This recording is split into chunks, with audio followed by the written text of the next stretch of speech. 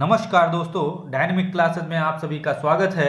आज आपके लिए उपस्थित हैं यूरोपीय प्रागैतिहासिक कला से 20 महत्वपूर्ण प्रश्न जो आपकी परीक्षा के लिए अति महत्वपूर्ण हैं। ये शानदार प्रश्न अगर आप कर लेते हैं तो अगर यूरोपियन प्रागैतिहासिक कला से कोई क्वेश्चन आएगा तो इससे जरूर आपको मिलेगा। तो प्यारे बच्चों, इस वीडियो को पूरा ध्यान से देखें अच्छी तरीके से। ये 20 प्रश्न बहुत ही महत्वपूर्ण हैं। तो चलते हैं, आज का पहला प्रश्न देखते हैं क्या है। तो स्क्रीन पर आप देख सकते हैं, पहला प्रश्न है फ्रैंको कैंटाब्रियन क्षेत्र किसे कहते हैं। फ्रैंको कैंटाब्रियन क्षेत्र किसे कहते हैं? तो पहला ऑप्शन है यूरोपीय प्रागैतिहासिक चित्रों का प्रमुख केंद्र। दूसरा है फ्रांस का मिदी क्षेत्र, फ्रांस की प्रारंभिक कला का प्रमुख क्षेत्र। अगला है भूमध्य सागरीय कला का क्षेत्र या केंद्र। तो प्यारे बच्चों, यहां पर आप जानते हैं फ्रैंको कैंटाब्रियन किसे कहते हैं। तो यूरोपीय प्रागैतिहासिक चित्रों के जो प्रमुख केंद्र को हम क्या कहते हैं? फ्रैंको कैंटाब्रियन क्षेत्र कहते हैं। तो हमारा ऑप्शन ए बिल्कुल सही है। ए ऑप्शन बिल्कुल सही करेंगे, कोई दिक्कत नहीं है। ए ऑप्शन बिल्कुल सही है। चलिए अगला क्वेश्चन देख लेते हैं। आर्गिनेशियन एवं मैग्डेलिनियन शब्दावली किस संदर्भ में प्रयुक्त होती है?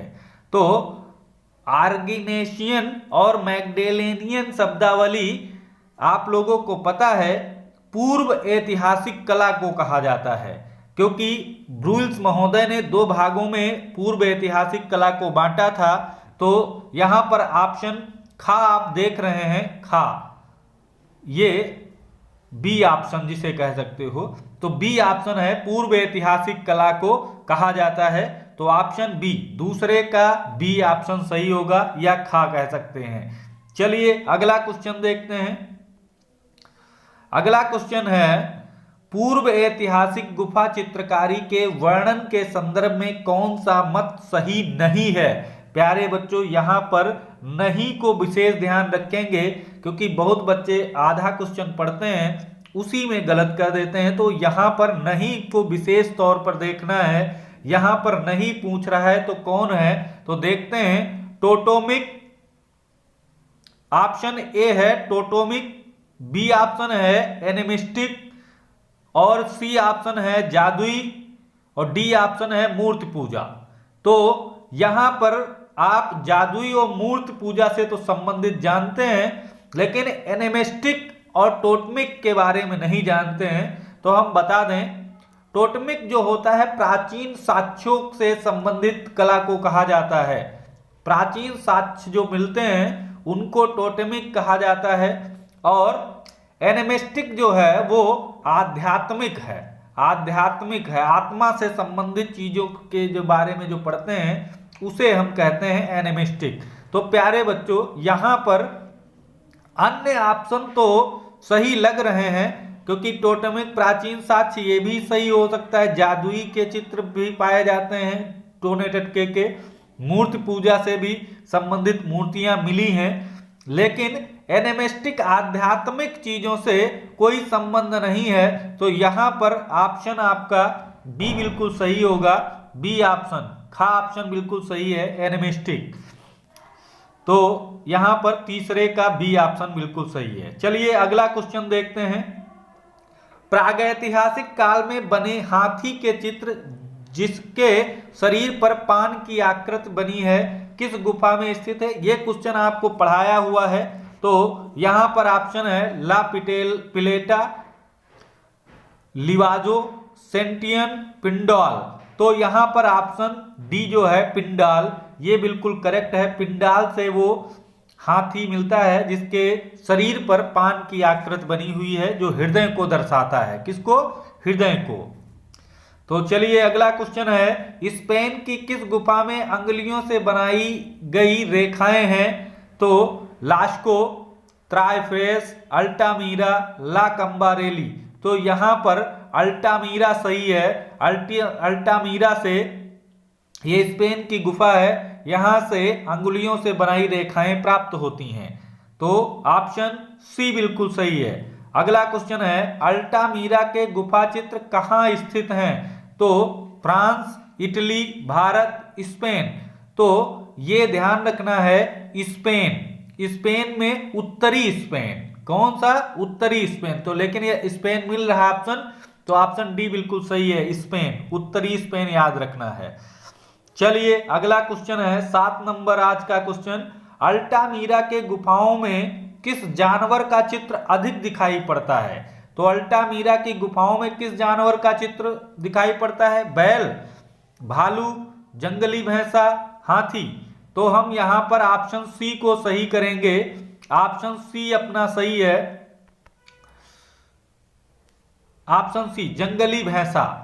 जंगली भैंसा हो या बाइसन हो, और यहां से आपको पता है एक आक्रामक भैंसा प्राप्त हुआ है, तो आक्रामक भैंसा या जंगली भैंसा तो प्राप्त हुआ है, और बाइसन भी कहीं कहीं लिख के आता है, तो ये ध्यान रखना है। तो ऑप्शन सी बिल्कुल सही है। किस जानवर के चित्र अधिक दिखाई पड़ते हैं? तो जंगली भैंसे के, या जंगली भैंसों के लिए प्रसिद्ध है अल्टामीरा। चलिए अगला क्वेश्चन 8 नंबर है, स्पेन की प्रागैतिहासिक चित्रकला में चित्रित है। स्पेन की जो प्रागैतिहासिक चित्रकला है उसमें कौन कौन से चित्र पाए जाते हैं? तो रेड डियर, मानव, बाइसन, उक्त सभी। तो यहां पर उक्त सभी होगा, उक्त सभी। अधिक बाइसन के पाए जाते हैं वो तो ठीक है, लेकिन रेड डियर, मानव, ये तीनों वहां पर पाए जाते हैं। इसमें अधिक की बात नहीं की है, सिर्फ चित्रित है, तो उक्त सभी चित्र मिलते हैं। तो ऑप्शन डी बिल्कुल सही है। चलिए अगला क्वेश्चन है, सर्वप्रथम अल्टामीरा गुफा के चित्रों की खोज किसने की थी? सर्वप्रथम अल्टामीरा गुफा के चित्रों की खोज किसने की थी? मारिया सातोला, एच ब्रुइल, ई रेवियर, डी पिरानी। तो हम यहां पर जाएंगे 12 वर्षीय मारिया सातोला। 12 वर्षीय मारिया सातोला को ध्यान रखेंगे। सर्वप्रथम अल्टामीरा के चित्रों को इसी ने देखा था। ये अपने पिता के साथ उस गुफा में गई थी, तो ये छोटी थी, तो इसको छत के चित्र दिखाई पड़े थे, तो इसीलिए अल्टामीरा के चित्रों की खोज का श्रेय 12 वर्षीय मारिया सातोला को जाता है। ऑप्शन ए बिल्कुल सही है।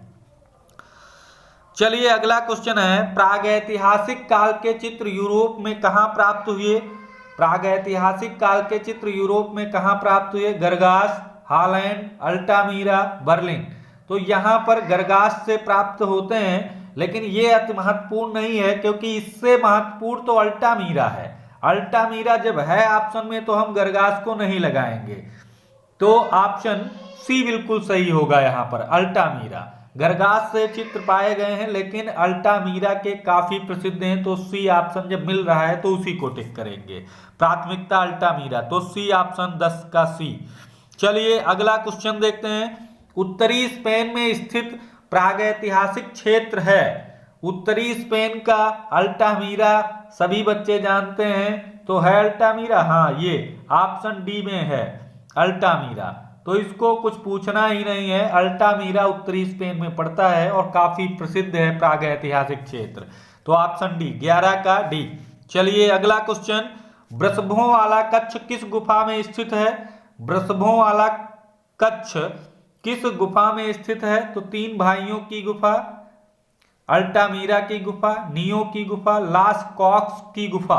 तो इसी को लास्को गुफा बोलते हैं, तो यही है ऑप्शन डी सही है बिल्कुल। लास्को की गुफा या लास कॉक्स की गुफा जो है वहां वृषभों वाला कच्छ की गुफा स्थित है। और यहां पर अगर चित्र की हम बात करें तो तैरते हिरन प्राप्त हुए हैं, एक सींग वाला घोड़ा प्राप्त हुआ है, और एक घायल भैंसा प्राप्त हुआ है। आक्रामक भैंसा अल्टामीरा से, घायल भैंसा लास कॉक्स से या लास्को से, ध्यान रखेंगे। अगला क्वेश्चन है, लास्को गुफा की खोज कब हुई थी? लास्को गुफा की खोज कब हुई थी? तो 1810 में, 1936 में, 1832 में, 1940 में। तो लास्को गुफा की खोज 1940 में हुई थी। कब? 1940 में। किसने की थी? तो मार्शल रेविडेथ उन्होंने इनकी खोज की थी लास्को गुफा की 1940 में। चलिए अगला क्वेश्चन, लास्को की गुफा की खोज किसने की थी? अभी बताया, मार्शल रेविडेट ने की थी। तो यहां पर ऑप्शन डी मिल रहा है, डी ऑप्शन बिल्कुल सही है। मार्शल रेविडेट लिखा गया है, डेट है, तो ये ऑप्शन डी बिल्कुल सही है, लास्को गुफा की खोज। चलिए अगला क्वेश्चन देखते हैं, लास्कॉक्स की गुफा में किस दीर्घकाय पशु की आकृति है? तो सिंह की, हाथी की, डायनासोर की, बाइसन की। तो बाइसन की। किसकी? बाइसन की। एक दीर्घकाय पशु जो मिला है बाइसन, वो कहां से? लास्को की गुफा से या लास्कॉक्स की गुफा से मिला है। तो ऑप्शन डी बिल्कुल सही है। अगला क्वेश्चन, आक्रामक महिष किस गुफा में चित्रित है? हमने अभी बताया था, घायल भैंसा अगर बात करेंगे तो कहां से है? दीर्घकाय घायल भैंसा कहां से मिला है? वो लास्को से। और आक्रामक भैंसा अल्टामीरा से प्राप्त होता है। तो ऑप्शन अल्टामीरा है कहीं? तो अल्टामीरा बी ऑप्शन पे है, तो यही सही होगा, बी ऑप्शन। खा ऑप्शन सही है, 16 का खा, अल्टामीरा से आक्रामक भैंसे का चित्र मिलता है। अगला है, हाथों के छाप का सबसे अधिक चित्रण हुआ है। हाथों की छाप का सबसे अधिक चित्रण अगर बात करें तो पेच मेरले ला कंबारेली है, इसी को कहते हैं, गरगास कोगुल। तो यहां पर गरगास याद रखना, गरगास से हाथ के छापों की चित्र श्रृंखलाएं प्राप्त हुई हैं, बहुत अधिक चित्र प्राप्त हुए हैं गरगास से। तो 17 का सी ऑप्शन बिल्कुल सही है। 18 नंबर क्वेश्चन है, अल्टामीरा गुफा की खोज हुई थी, यानी कब हुई थी?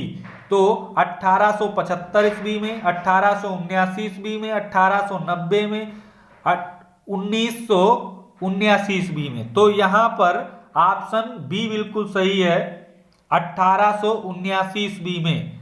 किसने की थी? तो मारिया सातोला, 12 वर्षीय मारिया सातोला, 1879 ईस्वी में। Option B. चलिए अगला क्वेश्चन है, नर तथा मादा महिष की मिट्टी से निर्मित प्रतिमाएं कहां से प्राप्त हुई हैं? नर तथा मादा महिष की मिट्टी, या महिष मतलब भैंसे की मिट्टी से निर्मित प्रतिमाएं कहां से प्राप्त हुई हैं? तकदा, ओदोवर्त, पेच मेरले, गरगौस, इसमें से कोई नहीं। तो ये पढ़ाया हुआ है तकदा ओदोवर्त, जो फ्रांस में है। कहां है?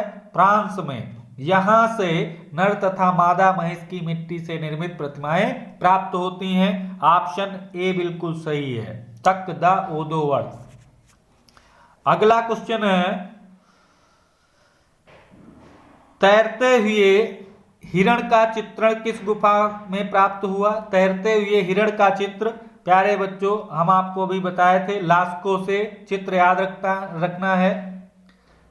लास्को से चित्र आपको कौन कौन से याद रखने हैं? तैरते हुए हिरण, एक सींग वाला घोड़ा, घायल भैंसा, विशालकाय भैंसा, ये सब लास्को की गुफा से प्राप्त हुए हैं। तो 20 का यहां पर ऑप्शन जो सही है वो बी ऑप्शन सही है, 20 का बी, खा नंबर। तो प्यारे दोस्तों, आज के 20 महत्वपूर्ण प्रश्न यहीं पर समाप्त होते हैं। फिर अगले दिन आपको मिलेंगे किसी अन्य टॉपिक से लेकर 20 ऐसे महत्वपूर्ण प्रश्न जो आपके लिए इंपॉर्टेंट हैं। तो जो बच्चे ऐसे वीडियो देखना चाहते हैं तो इस चैनल को सब्सक्राइब करें और शेयर करें। वीडियो अच्छा लगा करें तो लाइक करना ना भूलें। जय हिंद, जय भारत।